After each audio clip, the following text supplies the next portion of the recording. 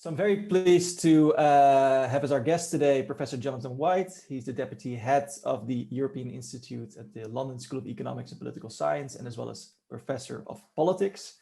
He's published very widely in very notable journals such as the American Political Science Review, the Journal of Politics, the Modern Law Review, Political Theory, as well as the British Journal of Sociology, among others. And in 2019, he published this very interesting book called The Politics of Last Resort, governing by emergency in the European Union. And there he investigates the nature, rise, and implications of the politics of emergency as it has appeared in the transnational setting of the European Union. Now, this theme, of course, is of renewed relevance in light of the COVID-19 crisis. Well, in this panel today, we'll discuss the book. We will first start off with a general Q&A between me and Jonathan White in order to sort of talk through the main points of the book. And then this Q&A will be followed by comments by first Professor Mark de Wilde. He's a professor of jurisprudence. I was wondering whether I should say legal theory or jurisprudence. And he focused on the history of legal thought. He's also head of the Department of General Jurisprudence at the University of Amsterdam. And he's also a well-known expert on the sort of politics of emergency in a historical setting. And then that will be followed by comments by Professor Jonathan Zeitlin. He's professor of public policy and governance, also distinguished faculty professor in the Department of Political Science and Governance. Now I'm saying that wrong. The Department of Political Science and the Faculty of Social and Behavioral Sciences at this University of Amsterdam. And he's also the academic director of the Amsterdam Center for European Studies, which of course hosts this event today. And you can see a nice banner in the background of Jonathan Zeitlin saying ACES. Okay, so there was to be a third commentator, Annick de Ruiter. Unfortunately, for personal reasons, he can't make it today. So we'll have to do with two commentators. The round of panelists will be followed by a general Q&A. Okay, I think then we can maybe start with the general Q&A about the book. So maybe, Johnson, to allow you to explain a bit the general idea of the book. You say that the central organizing thesis of the book is that in order to grasp the workings of the EU in recent years, one must examine the ascendancy of a governing mode centered on the logic of emergency. So that sort of seems to be the general thesis of the book. First question I have for you is then, can you maybe explain the characteristics of this politics of emergency? What also makes it distinctive in the EU context? And maybe offer some key examples of this emergency politics in the EU. Of course. Okay.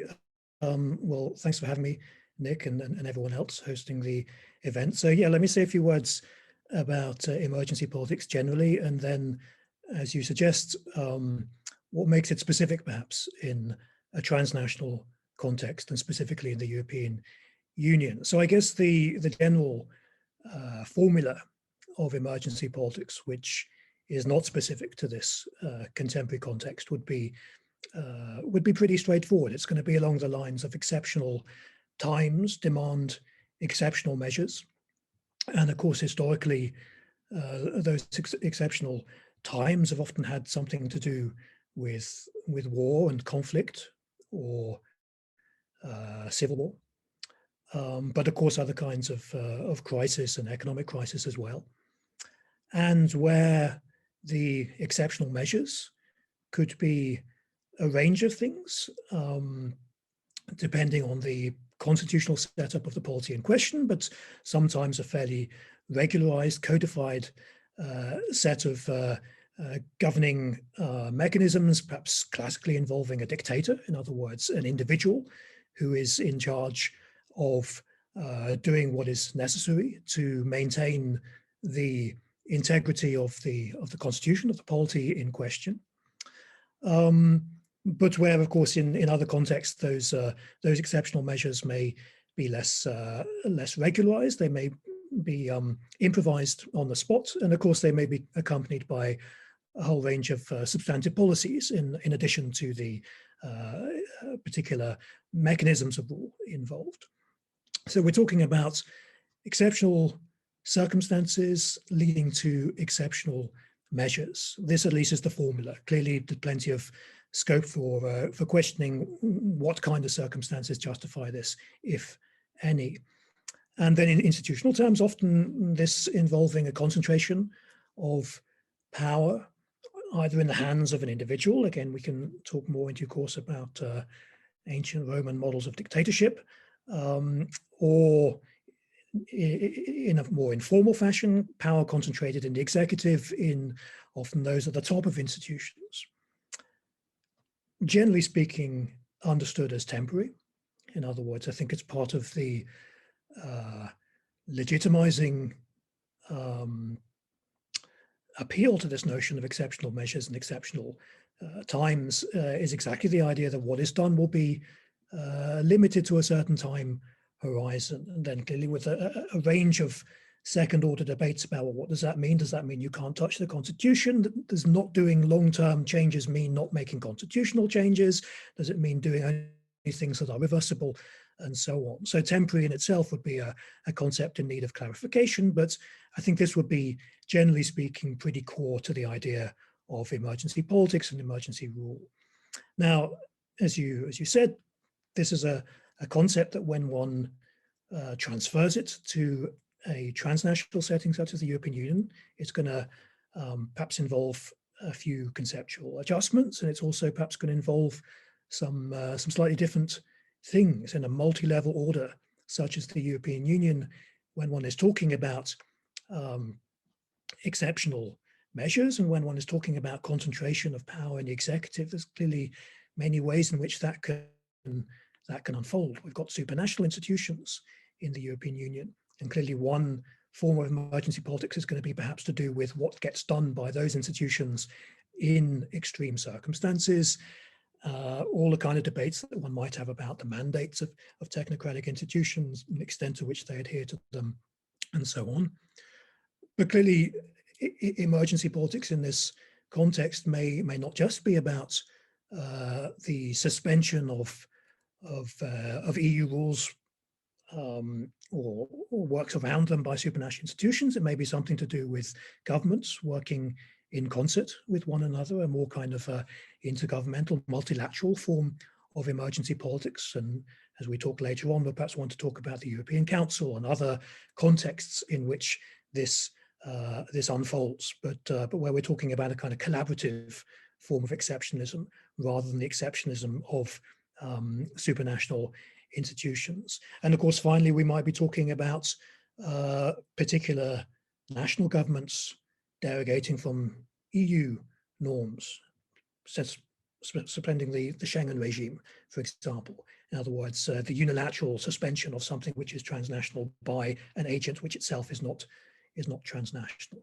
So there's a number of different permutations in which we might be finding emergency politics in a multi-level context, such as the European Union. And just a final word about what makes it specific. This is a context, of course, where traditionally we tend to think of either the absence of sovereignty or at least the contestedness of sovereignty, whereas in many historical contexts, emergency politics has been closely associated with ideas of sovereignty, and indeed in some counts, such as Schmidt's, very closely related to the capacity to display sovereignty.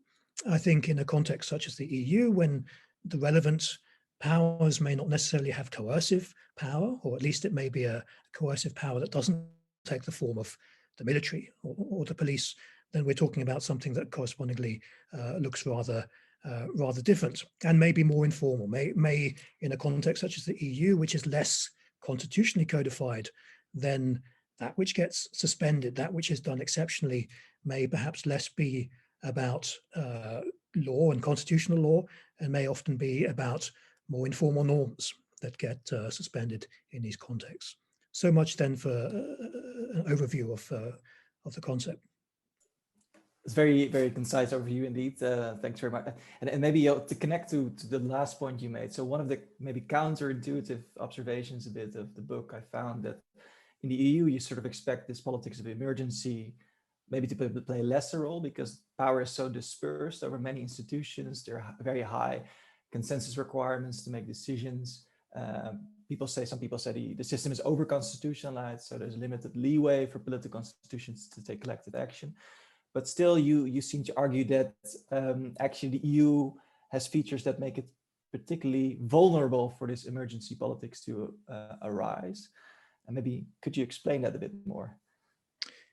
Yes, that's right. So one of the claims of the book is that not only when one moves beyond the state context does one see a slightly different form of emergency rule, but there are perhaps certain kinds of vulnerability to international politics and to the institutions of the international sphere to emergency rule. And here I'll come back to your point about the dispersal of power, because I think it's a very good one, and it's one that was very much in my mind as I was writing. But first, to indicate why I think there are particular vulnerabilities of the transnational sphere. So I would, I guess, side with those accounts of the EU which treat it as something in its origins dedicated to a certain set of purposes. It's there for a purpose. When we think of the state, I guess we tend to think of the state as somehow irreducible to any particular set of goals. It's somehow open-ended in the policies, the objectives that it's meant to serve. Of course, in a capitalist order, we might doubt whether that open-endedness is always honored in practice. But I think the idea of the state is a set of powers which are separable from any determinate set of goals. It seems to me that the EU is different in that respect. It was set up for certain purposes to do with the common market as a way of in organizing economic activity in Europe, clearly with also implications for transnational order, going back all to the kind of early arguments for European integration. Here I'm drawing in the book quite a lot on the work of Turkula Isiksel, who talks about the functional constitution of the EU in this respect. Now, it seems to me to come to the point, what does this mean for emergency politics? Well, I think the implication would be when you set up institutions with particular ends in mind, then those ends have a certain kind of primacy over the procedures, the ways in which they are to be achieved. There's a kind of instrumental focus to those kind of institutions because their raison d'etre is to deliver services. Now, I wouldn't want to be too originalist about these. Clearly, these ends evolve over time. They are not the same in the 2010s and the 2020s as they were in the 1950s. There's an evolution of those ends, but nonetheless, there is a kind of instrumentalist ethos, as I describe it in the book, which is to do with this fact that these are institutions set up for purposes. And that, I think, always gives a certain kind of priority to ends over procedures, over the ways and the norms in which those ends are to be achieved. And although we do obviously think historically about the EU as having procedures, as having methods, of having norms, and in fact, obviously the precondition for the kind of arguments I'm making is there should be some, at least notional expectation that this is a proceduralized form of rule. We talk about the community method, we talk about the ways in which things habitually are done. Nonetheless, it seems to me that these, in extreme circumstances, when the going gets tough, they're always liable to be marginalized in favor of whatever particular ends the EU is associated with, and that could, of course, take the form of the mandates of particular institutions, or more generally the kind of the basic commitments of the EU and its treaties. I wanted to come back briefly to the point you said at the beginning, because as I was writing, I mean, I was quite conscious of this somewhat counterintuitive aspect to such an argument. You might think that if the EU is characterized by the dispersal of power across multiple institutional sites, this non-sovereign character, you might, of course, feel that this is exactly why one would not expect in this context the concentration of power that we associate with exceptional exceptional rule. You might think that cannot happen. There are structural reasons why it's set up not to happen. And for me, that would be true to the extent that that kind of dispersal of power was somehow constitutionally underpinned, that this distribution of competence, as it tends to be called, were something which were codified, that there were sanctions for departing from it and so on. There are, of course, to some degree these things, but traditionally speaking, they are not policed in the same way that one might expect in a national constitutional setup. And so you have a decentralization of power without hierarchies, without codified relations, without sanctions for their breach, and so on. And so it seems to me in this kind of context where the dispersal is not somehow underpinned, then it can actually have the opposite effect, that the dispersal of power exactly creates an impulse to reconcentrate power in extreme moments, because such a dispersed arrangement is cumbersome. It's based on consent. It requires a lot of different actors to be involved and to accept decision making, and therefore you can get this kind of reconcentration in the hands of the few, not necessarily in one institution, but at the top of several institutions and in informal forums like the Eurogroup, and its origins like the European Council, as those kind of contexts in which this complexity can be escaped. Very interesting point. Yeah, I thought it was very illuminating the way you described that also in the book. Maybe as a follow-up question, you are quite, or the emergency politics in the EU is problematized. It's not seen as something necessarily good. What's the main worry that we need to have about this form of politics in the EU? So some of these worries clearly go back to the very origins of thinking about a dictatorship. And of course, in a classical context, this is not a pejorative term. This is not a term of denunciation in the way that we tend to speak the language of dictatorship today, to condemn. I'll obviously defer to Mark, who's going to talk later on, I think, about some of these themes. I'm certainly not an expert in ancient models or their reinterpretations by later theorists, but when one goes back to the origins, some of the concerns, I guess, are long-standing. They are the possibility that dictatorship can become permanent if it's not circumscribed. In other words, that what is done in extreme moments can have a residue that lives beyond the moment of justification that might have led to it being conducted. Clearly, that can have implications for the law as well as the concentration of power in executive actors versus other institutional bases within the polity.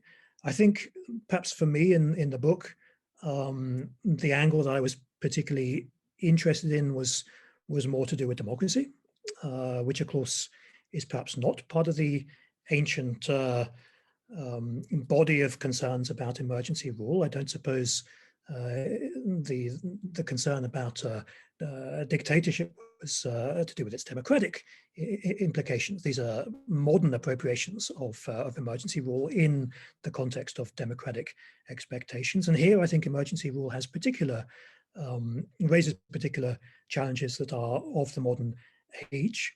So the way in which situations of emergency are about accelerated decision-making, about decision-making justified by necessity. In other words, doing things not because you want to do them, but because they are felt to be necessary in both content and timing. And of course, then this leads to a way of justifying policy, which is very hard to contest and tends to push its normative implications underground. In other words, when you advocate a certain policy in the name of necessity, of course, you are not leading with the idea of whether it is good, defensible, whether it has long-term desirable implications. It's a much more present-focused argument about what has to be done. So it seems to me that in terms of the democracy, the democratic implications of emergency rule, this register of justifying policies by necessity rather than by their more general merits is something which has clear normative implications attached to it. And in one of the chapters of the book, I try to explore what that might mean also for the responses to emergency rule, sort of reverberations in the years afterwards. And I try to make the arguments that what tends to go by the name of populism is, if you like, a kind of anti-emergency politics. In other words, a claim that we should be doing things because we want to do them rather than we have to do them. The language of Brexit and control is clearly part of that, but I think you can find it in a whole range of so-called populist parties. And I think for many of those parties, I mean, we tend to think of them as populist, we talk about appeals to the people and so on, but what's actually, I think, at least as striking is that these are parties that say that we need to do certain things because of choice, because of agency, because we choose to do them. There's a kind of voluntarism, it seems to me, which is, if you like, the flip side of the politics of emergency. Sometimes that can have a desirable face. So I certainly wouldn't want to say that all forms of so-called populism are anti-democratic, but the way in which a kind of overwrought politics of necessity can lead to something like its mirror image, a sort of a politics of voluntarism, a politics of doing things because we want to do them. That would seem to me also part of what one factors into the democratic implications of emergency rule. And perhaps one final point about the EU context. Possibly the transnational one is one in which things are harder than ever to reverse post facto. In other words, if one of the classical concerns about emergency rule is that although what is done tends to be done ostensibly as a temporary measure, there's often the prospect that things get normalized, they get written into the status quo afterwards. That may be, I think, even more the case in that setup I was describing a moment ago, where you have multiple different institutional actors involved, multiple different sites of power. The capacity to institute a policy in the name of emergency requires bringing all of those together and gaining agreement. And that may be possible in the high stakes moment of extreme circumstances, but the agreement needed later on to undo those measures, when presumably the emergency has somehow subsided, that may be that much harder to achieve when you have many different veto players, I guess we might call them. So the reversibility of exceptional measures is perhaps a little bit harder in this context of pluralized executive power than it is even in the state, where we know that that's already, for many people, exactly the problem. How reversible are these temporary measures? Yeah, again, very interesting points. Also makes me think a bit about, or when I remember when the COVID crisis started last year, in that context, I mainly thought this might be a sort of end to populism, which maybe has been the result to some extent. But maybe we can go into that a bit deeper later. I would just want to raise one final question about the book. You name a number of solutions. You focus on this idea of principled disobedience on the one hand, and you seem to see a lot in sort of transnational partisanship as possible solutions to this form of emergency politics. And also maybe within the current sort of constitutional architecture of the EU as we have it. Could you maybe explain why you see these two ways of sort of containing emergency politics as viable ways to do so? Yes, so first perhaps maybe a word on the emergencies of the present, because I think this is very much part of the story. So again, to draw a rather rough contrast with the past and with the ancient world, I mean, we are, I think, in the present dealing with circumstances which are, in many cases, although they are named as emergencies and governed as emergencies, they often have their origins in long-standing processes and are perhaps long-standing in their duration. So when we think about the classical model of emergency rule, the dictator as the 6-month governor, 6 months often because a situation of conflict tracks the campaigning season and the seasons, there's a kind of bookendedness, if you like, to the emergencies that I think is part of the claim of legitimacy that goes with emergency rule in classical contexts. And I think many of the things that we're talking about in the present are situations that perhaps don't have that bookendedness to them, whether they are economic crises or indeed crises of the Anthropocene, if I can speak a little bit loosely about the pandemic.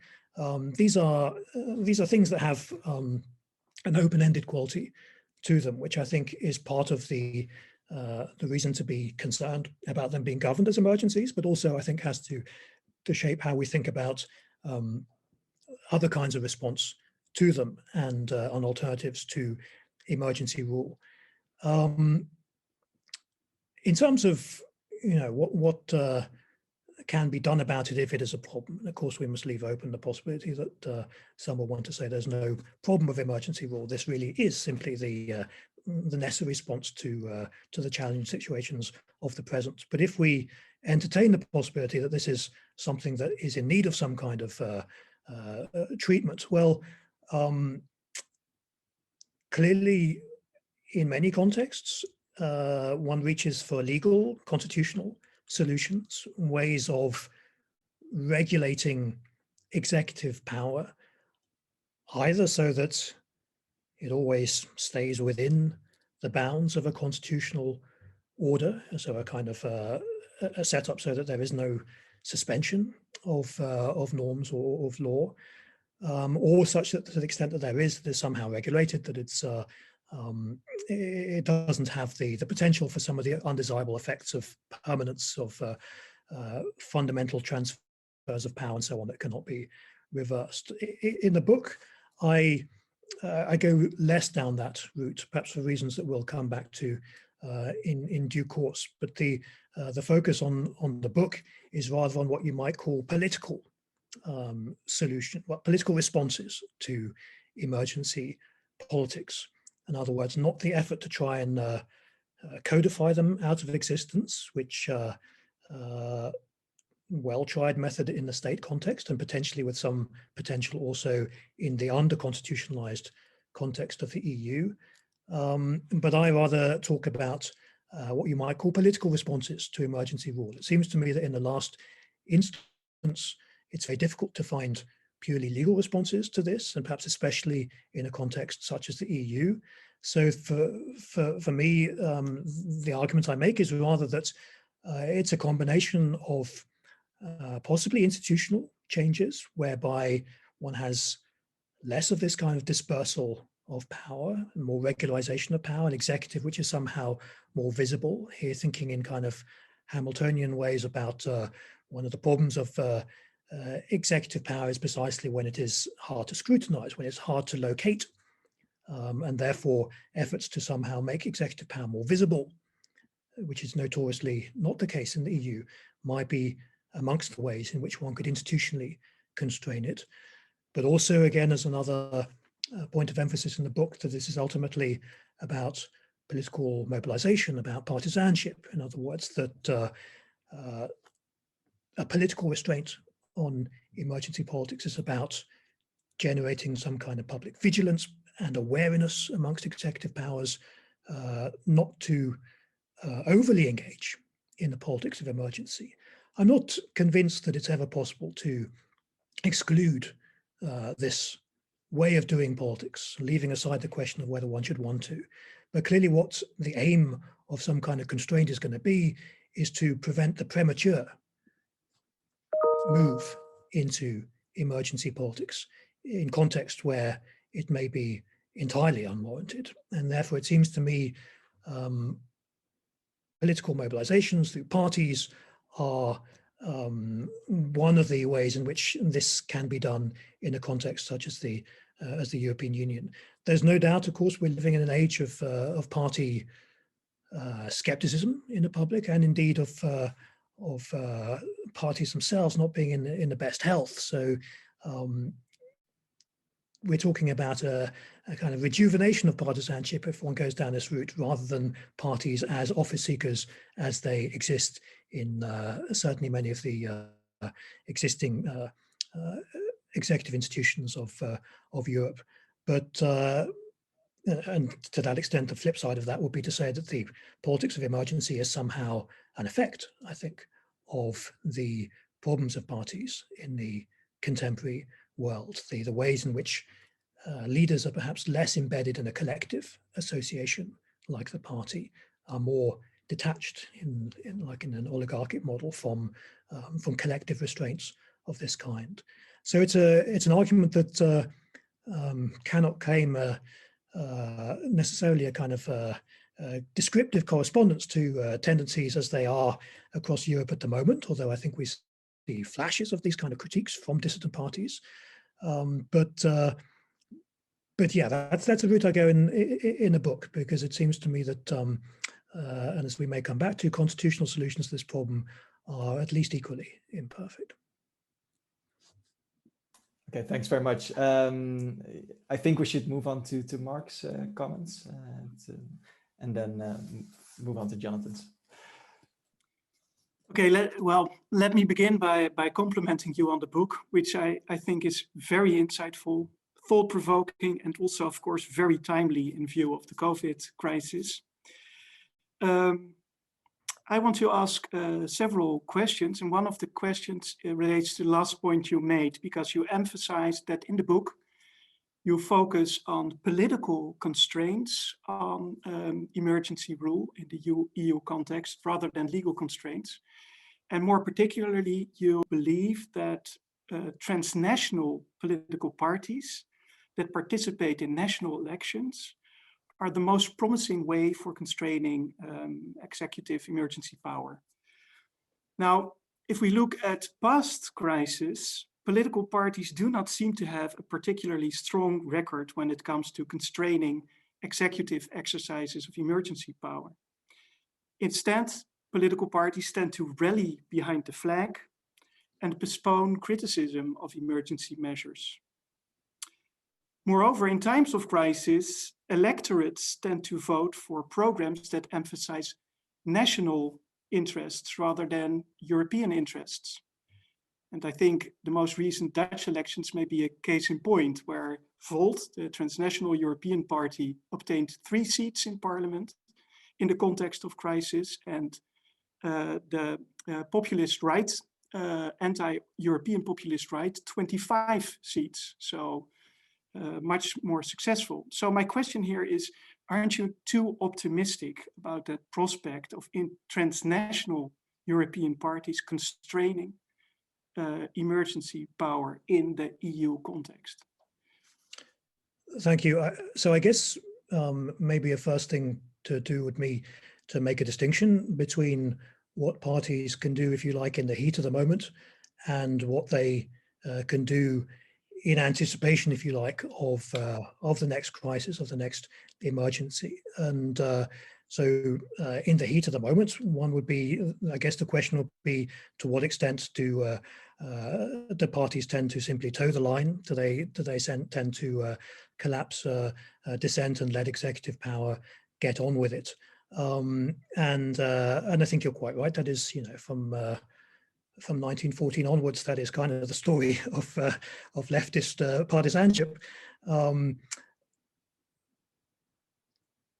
all the more so in a context of the other kind of the evolutions of political parties in the later 20th century. I mean, I guess the arguments would be, in extreme circumstances, if you want to somehow constrain political elites from that kind of premature recourse to emergency politics, you want ways of tying them in to structures of ways of depersonalizing power, for a start, and ways of tying them into structures beyond themselves, beyond their individuality.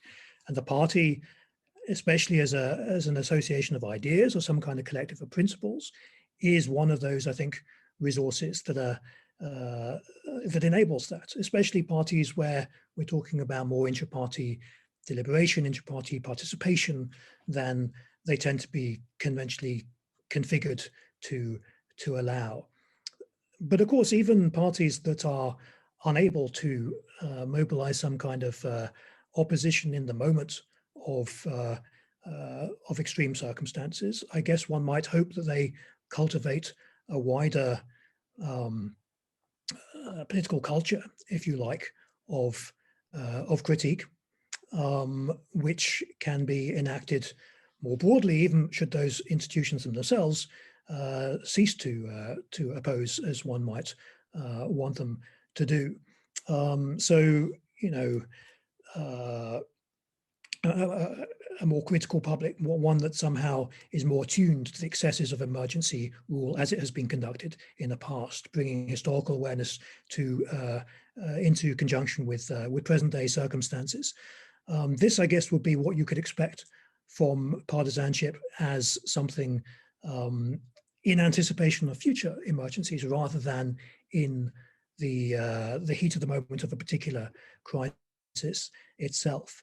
And you know, can transnational partisanship in the EU do that?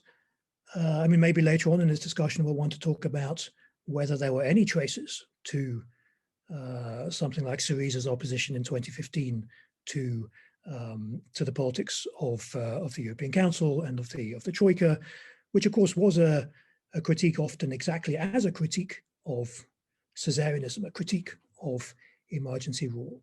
And I think if there's anything different about COVID-19 and the events of the last year, in which there hasn't been another Troika, and where perhaps, although I would still want to apply this kind of same reasoning to more recent events, I think there's no doubt that some things have been done differently.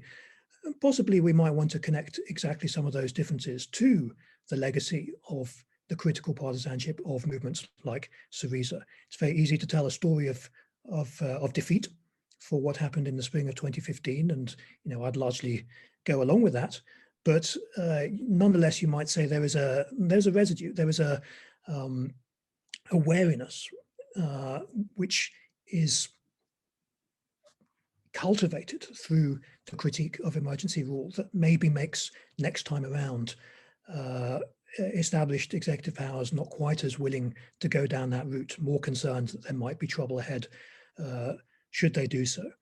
So to that extent, I think, notwithstanding all the limitations of parties as we've come to know them in the present, this is a route of some potential, or at least emergency politics is something that can be challenged to the extent that this can also be addressed. The flip side of the point maybe we can come to is, of course, what about the alternatives, and are there constitutional legal methods likely to fare better in this context?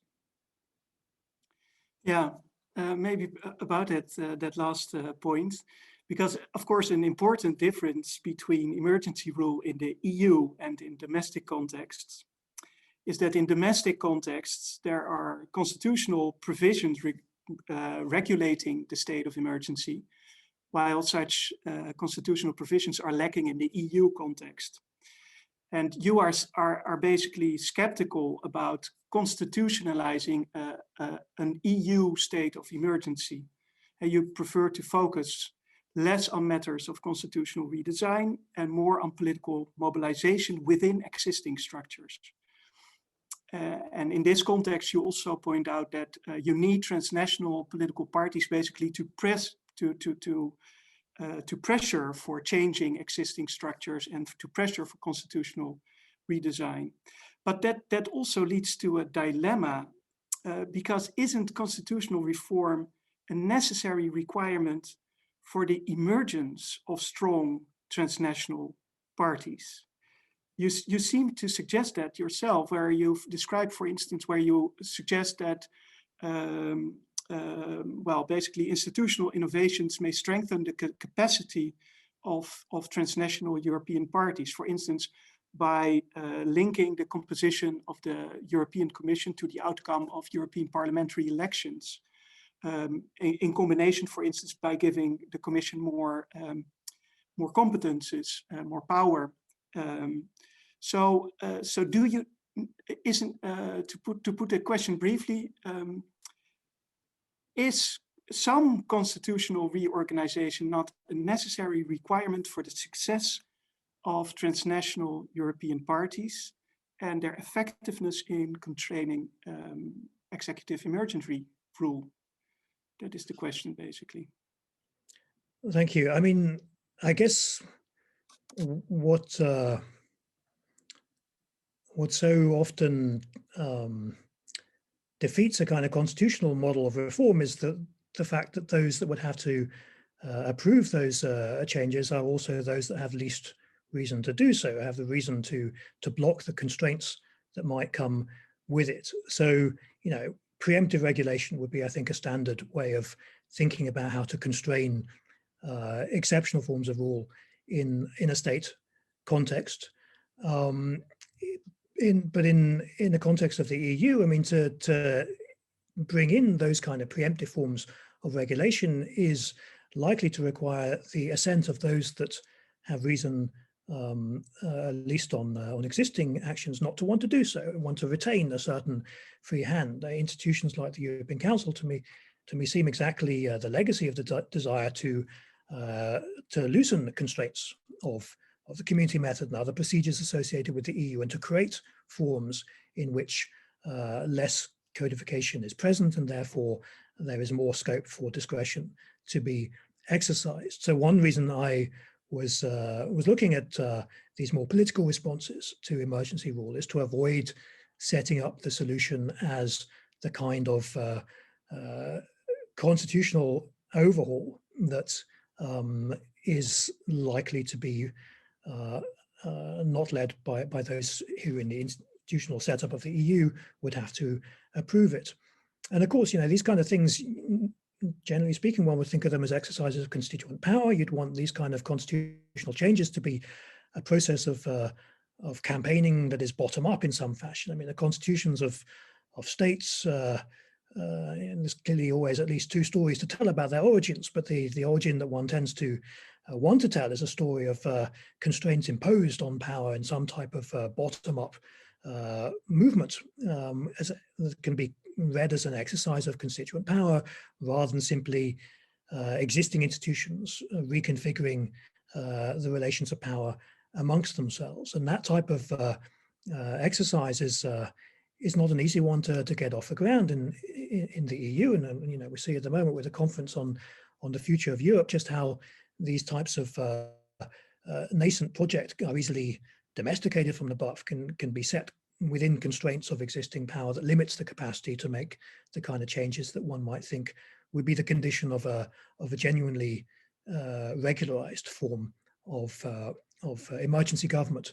And then finally, you know, it comes back to something I said earlier on. The EU, I think, is still got this attachment to certain goals, to certain purposes. This is not like the powers of the state, which are end independent, at least formally, even if de facto they often perhaps serve certain ends. But in the EU case, the institutional arrangements are not end independent. They're closely bound up with certain types of purposes. And therefore, the more I think that one were, if one could, to codify emergency rule and to create sort of regularized ways in which power could be exercised in extreme moments, they would likely be to serve what are the basic priorities of the EU as it stands, which are often to do with the basic ends of the common market. So creating emergency powers in a purposive association rather than emergency powers in a political order that is at least formally end independent, it seems to me two quite different things. And so that is where, again, some of my wariness towards, if you like, the constitutionalization response comes from. So, you know, I'm as skeptical as the next man about what international partisanship in Europe can achieve within the next 5 years. But if we're talking about a long-term process here, it seems to me that this kind of political response to exceptionalism in a context such as the EU has got certain qualities that are not shared by the legal responses. Yeah, Very clear. Thanks. I think in view of the time, I now propose that, that Jonathan Zeitlin asks the next questions. I have other questions, but I can postpone them to the discussion later on. Thank you very much for now. Thanks, Mark, for yielding the floor. So, Jonathan, I mean, to some extent in the last set of exchanges and also with Nick, a lot of the discussion has been on, you know, the merits, possibilities, and limitations of different kinds of solutions to the problem that you pose. Now, I want to take a step back and actually challenge your problem diagnosis and many of the stylized facts on which it relies, and inevitably it relies for a book like this. So, you know, the book paints a pretty grim picture of the evolution of the EU during and since the Euro crisis. And it's basically a picture in which there are a series of elements that reinforce each other: emergency powers, technocratic decision-making, executive discretion, and neoliberal austerity policy. So these kind of constitute an infernal machine, or a sort of diabolical loop, which is very difficult to get out of. And let me just quote one sentence, two sentences from the book. You say, principles of low deficit, low spending, and competition continue to be embraced as the foundation for public policy, while the prioritization of debt repayment continues to be axiomatic. In some ways, the capacity to contest these priorities seems more limited than ever, as policies are embedded in the very logic of new institutions and as quasi-constitutional commitments. And I mean, you talked about how decisions in emergencies become more difficult to reverse, and you talked about the underlying purposes of the EU in the common market, which are built on and extended and maybe even, you know, made more problematic by emergency. And so I want to ask, as a scholar of EU socio-economic governance, how far this diagnosis has really been borne out by subsequent developments. So we're now nearly a decade after the peak of the Euro crisis. We're 6 years after the Grexit drama that you were talking about a moment ago. The Troika has permanently disappeared from the scene. The secret letters from Trichet as president of the ECB to national leaders dictating structural reforms, which are, I think you rightly take as an important undemocratic symbol of emergency rule or emergency action. I think these are really hardly conceivable in the present circumstance. The ECB itself, first under Draghi, now under Christine Lagarde, has not only engaged in increasingly bold and unorthodox monetary policies, but it's also emerged as a leading advocate of increased fiscal stimulus by national governments. We take the European Stability Mechanism, even its precautionary credit lines, which carried less conditionality than the original memoranda of understanding. These have remained unused in the pandemic because they've seen to be so politically toxic by debtor states, and that's one of the reasons, or one that we got to the next generation EU rescue package, which includes a very substantial component of grants funded by common borrowing and eventually possibly taxation. The Juncker Commission, I think one can say, effectively refused to enforce the Stability and Growth Pact. The rules of that pact have been suspended during the pandemic, and my reading of the situation is they're very unlikely to come back in their original form without a broader revision of the European fiscal framework, which the European Commission, among other actors, has been calling for already before the pandemic. Now, you also talk quite a bit in the book about the European semester, which is something I've studied personally. And I think, I mean, my own research, but also that of others, shows that the content of the semester has become what I call progressively socialized over the past decade in its objectives and its recommendations. These are increasingly linked to what we might call progressive social and environmental frameworks, like the European Pillar of Social Rights, the UN Sustainable Development Goals, and the EU Green Deal.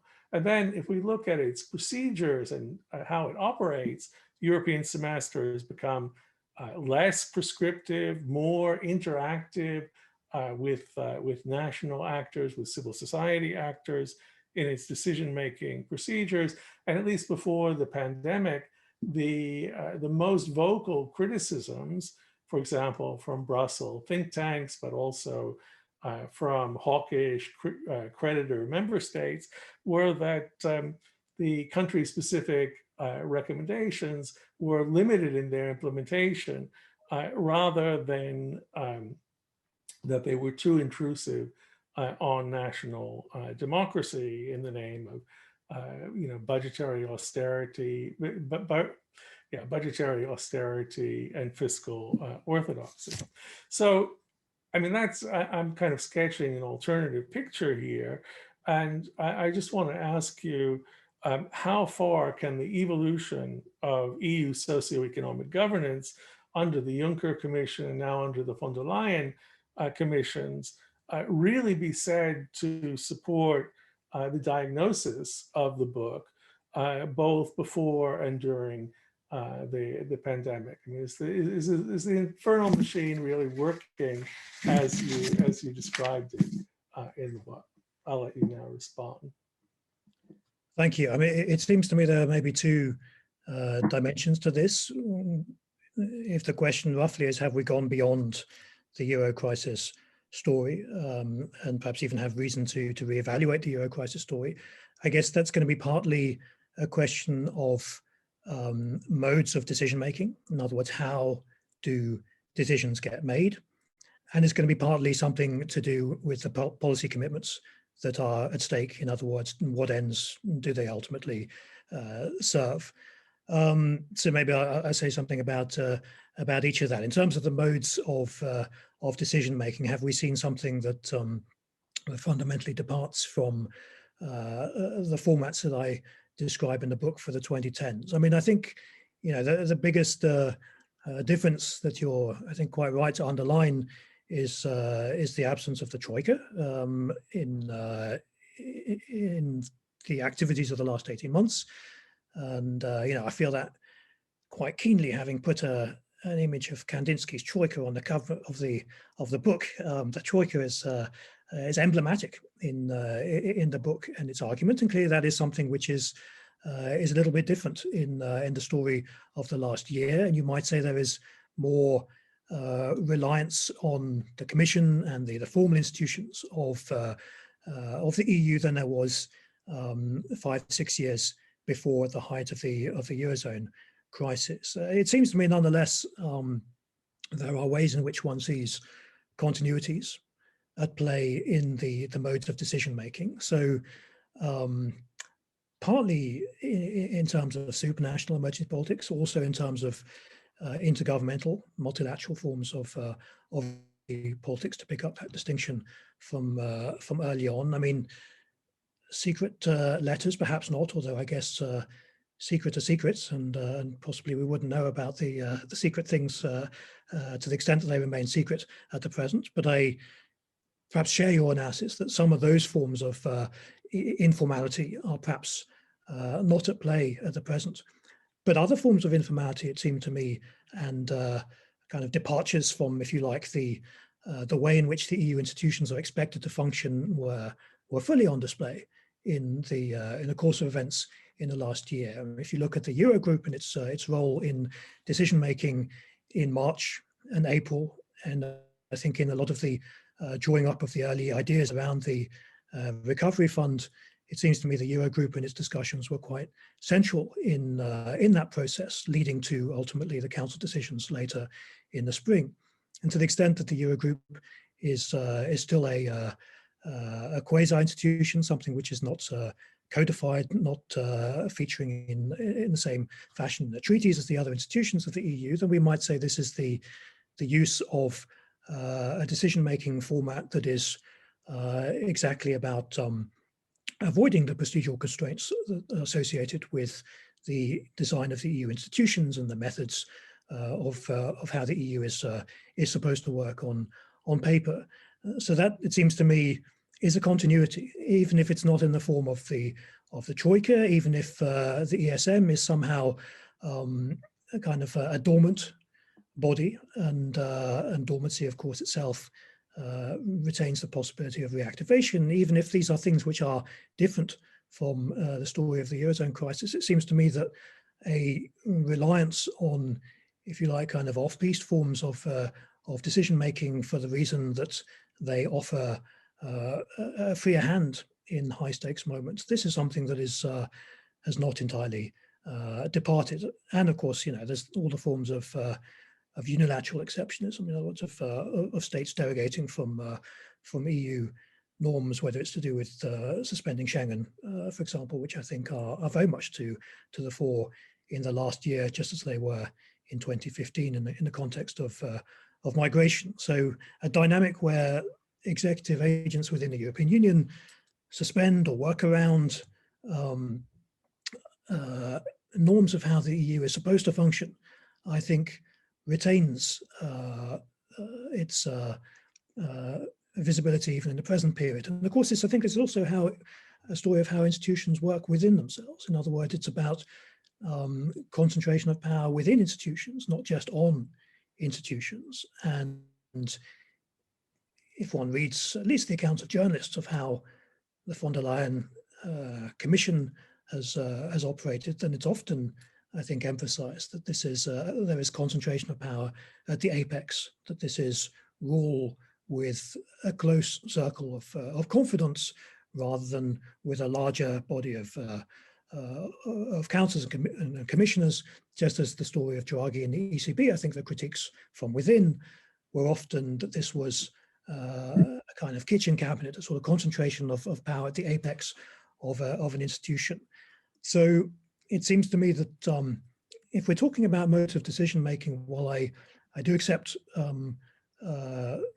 some of the notable discrepancies that you highlight, it seems to me one can also tell a story of continuity based in terms of the reliance on informal institutions and the informal concentration of power within institutions and around institutions as well.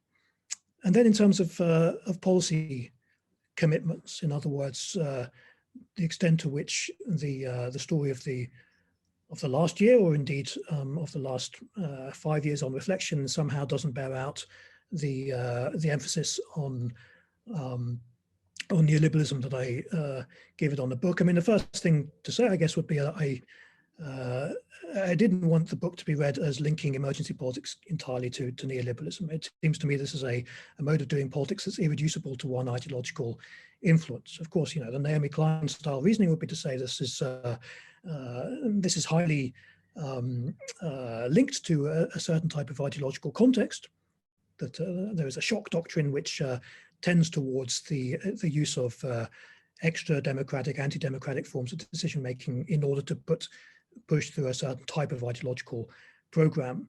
I don't think I quite take that argument in the book, and therefore I think there is a certain separability of the modes of decision making from the hegemony of the day. But have we gone beyond austerity, beyond the neoliberal justification of austerity? It is in some sense too soon to tell. It seems to me that the Recovery Fund, while it certainly introduces grants rather than loans, or at least in addition to loans, nonetheless, this is still a setup in which loans and lending are are sacrosanct. This is the way the system is meant to work, and to reopen those basic commitments, I don't think is something that is yet on the table, even though we are possibly seeing a suspension of austerity. But whether one can be certain that this is not coming back in a context of the still indebtedness of many countries of the Eurozone, I think it's very much too early to say. And even within the recovery fund, in other words, even within the institutional and policy innovations of the last year, I mean, it seems to me there are ways of reading it in more than one way. I mean, there are ways in which this could be something that does enable further constraints on deviations, if you like, from a model of neoliberalism and the debts incurred under that regime. The grants are clearly something that can be stopped. The tap can be turned off if there are question marks about the extent to which they are being used for purposes consistent with the wider aims of the European semester. So it seems to me that although the positive story would be to say that this is a movement away from a purely kind of coercive debt regime towards something that potentially allows deviations from that model in a context of the still existing indebtedness of major European economies and the constraints upon how they choose to spend money that comes to them.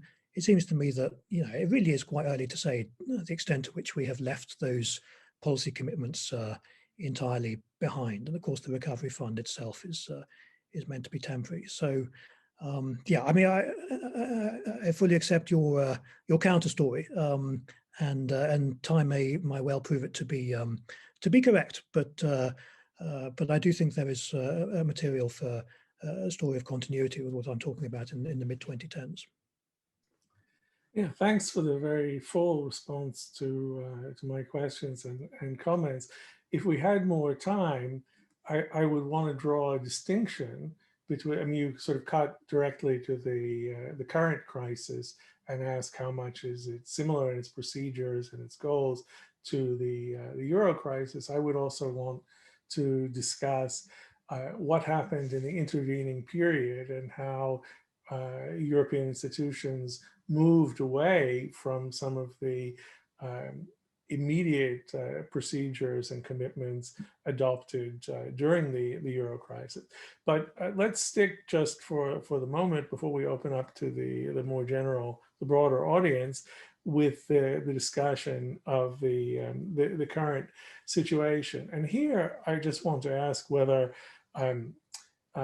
informality, intergovernmentalism, improvisation are really all the same as emergency politics. I mean, even the Eurogroup, it's not clear what a big role it played in the story. The crucial moves were, on the one hand, Germany leaving the frugal four kind of bloc, and coming forward with a proposal for a fund with France. Also, the Commission coming forward with its own proposals, seizing the initiative back, and then some of the the attempts to create a constraining framework.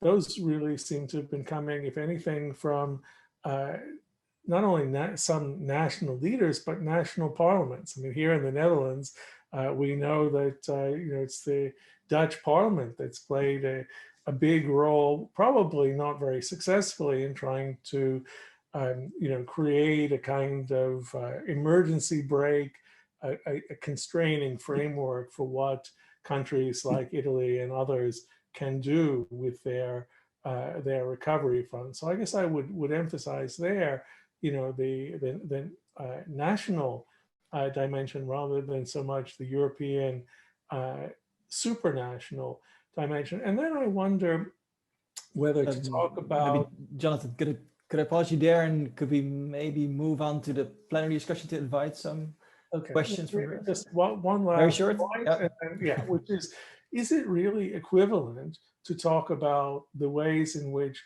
national governments suspend their European commitments, sometimes under procedures which are also allowed by European law? Is that really equivalent to the idea of emergency rule at the European level, then constraining national democracies? Aren't you playing a little bit fast and loose with two different conceptions of what emergency politics might be? Jonathan, maybe before we allow you to answer, I think we should also give the general audience some opportunity to ask questions, maybe pause the recording or stop the recording.